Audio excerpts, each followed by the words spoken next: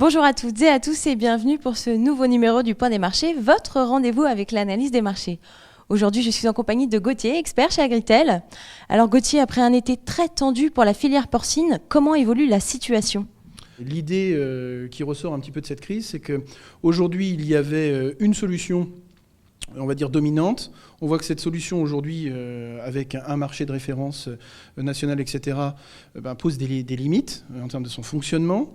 Donc il va falloir trouver des alternatives. Et en effet, le côté positif, on va dire, de cet élément, c'est qu'on a pointé du doigt des gros problèmes.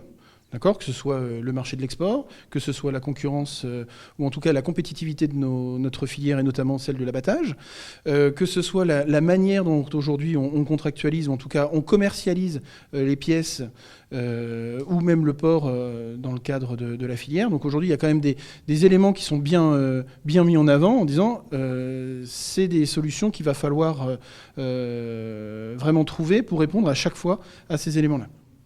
Donc on a fait le point sur le prix. Pouvons-nous faire le point sur les coûts alimentaires ?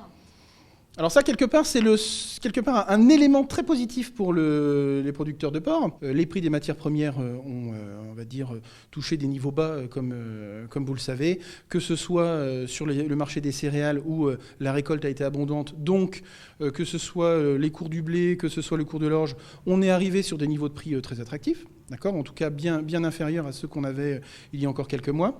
En parallèle de cela, vous avez un marché du tourteau, que ce soit d'ailleurs du tourteau de soja ou du tourteau de colza, qui s'est lui-même replié. Donc aujourd'hui, en effet, sur le poste alimentaire, on voit d'ailleurs sur l'aliment composé une détente des prix, et on le voit aussi dans le cadre de Pfaffer où le coût alimentaire baisse. Donc ça, c'est une bonne chose pour finalement essayer de s'ajuster, ou en tout cas d'ajuster sa marge par rapport à la situation difficile du porc.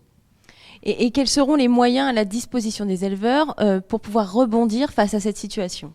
Alors la première, c'est bien sûr garder le moral, d'accord. Donc il va falloir travailler beaucoup sur la psychologie. Néanmoins, en termes économiques, on en avait parlé juste avant, c'est travailler forcément ses charges, d'accord. Ça reste un point clé. Aujourd'hui, vous avez quand même heureusement des éleveurs qui ne sont pas tous dans la même situation, d'accord. Ils le mettent bien en avant. Le coût alimentaire reste quand même quelque chose qu'il est important de maîtriser, en tout cas d'anticiper. Donc vous avez des solutions comme ça pour l'aliment composé, d'aliments composés à prix fixé par avance. Donc ça, c'est des initiatives qui existent de la part de certains fabricants d'aliments du bétail. Vous avez la possibilité de couvrir également vos prix à travers des outils, que ce soit la contractualisation auprès de fournisseurs pour des matières premières en tant que telles, ou en utilisant les marchés financiers. Donc sur le poste, on va dire, amont de l'élevage, en tout cas sur le poste alimentaire, il y a des solutions. Et que tous les producteurs peuvent chercher à mettre en place. Donc ça, c'est plutôt le côté rassurant. Sur le côté maintenant vente du porc, là la situation est donc plus complexe. Il y a quand même des outils de contractualisation qui, on va dire, naissent. Et n'essayons pas non plus dans la filière porcine de mettre la charrue avant les bœufs. On est quand même dans un esprit où des opérateurs veulent avancer. Des tests vont être menés, des solutions peuvent être trouvées. Dire que ça sera la solution pour 100% du problème, la réponse est faux. Non, ça répondra à une attente d'un producteur ou d'un groupe de producteurs.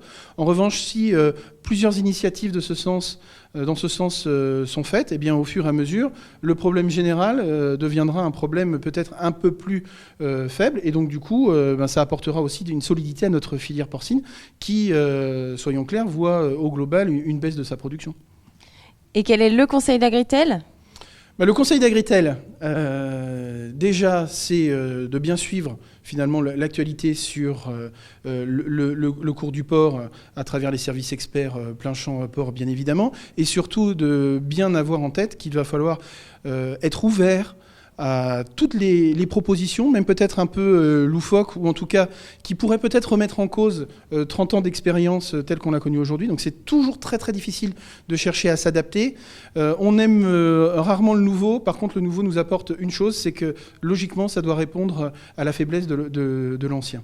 Et donc aujourd'hui, je dirais être à l'écoute, surtout ne pas avoir peur de tester des nouvelles propositions, pas forcément sur l'ensemble des volumes, mais tester les choses pour que ça soit les éleveurs eux-mêmes qui aient un retour d'expérience et non pas on dit, une personne a fait, etc. On n'est jamais meilleur juge que lorsque l'on fait soi-même sa propre expérience. Voilà. Merci Gauthier, ce numéro est maintenant terminé. Merci à tous de nous avoir suivis. Rendez-vous dans 2 semaines pour votre prochaine édition du Point des marchés. Retrouvez les analyses d'Agritel sur le service expert port de Plinchamp.com.